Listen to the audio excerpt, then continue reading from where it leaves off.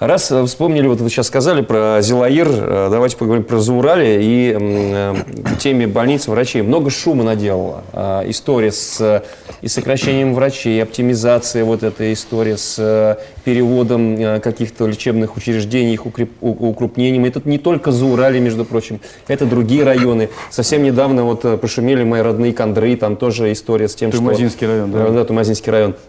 Обычному жителю не понять зачастую, для чего это нужно и для чего это вообще делается. Это от нехватки денег или какие-то другие цели? Давайте я вот постараюсь. Очень часто это не вопрос денег. Вот это очень важно. Приведу простой пример. Ну вот скажите мне, пожалуйста, как вы считаете, вот сами? Ну, к сожалению, я не женщина, и мне сложно понять переживания беременной женщины, которая собирается рожать. Но мы-то можем с холодным разумом предположить, что женщине в условиях, когда мы дороги делаем, в условиях, когда появляется нормальный там транспорт для перевозки, ну лучше, чтобы женщина родила, ее перевезли на 60-80 километров куда-то в межмуниципальный перинатальный центр, где, врачи, у них опыт, у них лекарства, у них оборудование, все возможности, чем она будет рожать где-то вот в стареньком роддоме. Это, еще раз говорю, мне даже стыдно, ну как, я же в этой шкуре не был. Женщине, конечно, лучше рожать в родных стенах, чтобы вот там можно, там муж и дети прибежали в окошко, помахали. Ну, так-то если подойти. Но гораздо безопаснее там, где врачи, там, где вот такая история. Поэтому это я просто привожу пример, что вот оптимизация родовспоможения и родов у нас вот так вот прошла. Теперь то, о чем вы говорите.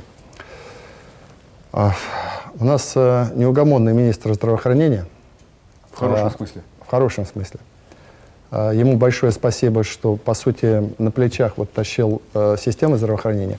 Но помимо того, что он хороший врач, нам повезло в том, что он умеет считать деньги. Потому что хорошая медицина – это дорогая медицина. Это деньги. Вот всегда, вот все хорошее – это деньги в медицине. И поэтому он начал потихонечку смотреть. Ведь некоторые вещи, которые стали предметом, значит, таких бурных обсуждений, были всегда не предметом, что закрывает лечебное учреждение. Да нет.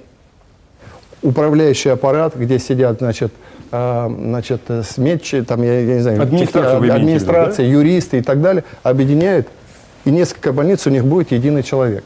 Единая структура. Понятно, в этом случае, значит, идет сокращение. Но ни одного сокращения врача, фельдшера, медсестры тогда никогда не было. У нас их не хватает, мы же не сумасшедшие. И в ситуации в одном районе, я уж не буду говорить, ситуация в одном районе Северо-Востока, когда шум поднялся, с флагом, с таким большим флагом, типа «Спасти народ», бегала юрист, значит, лечебного учреждения, который понимал, что она подлежит сокращению. Вот и все. Поэтому, значит, тем не менее, значит, что я попросил? Я говорю: Максим Васильевич, давайте сделаем так. Вот берем, вот ничего пока не делаем.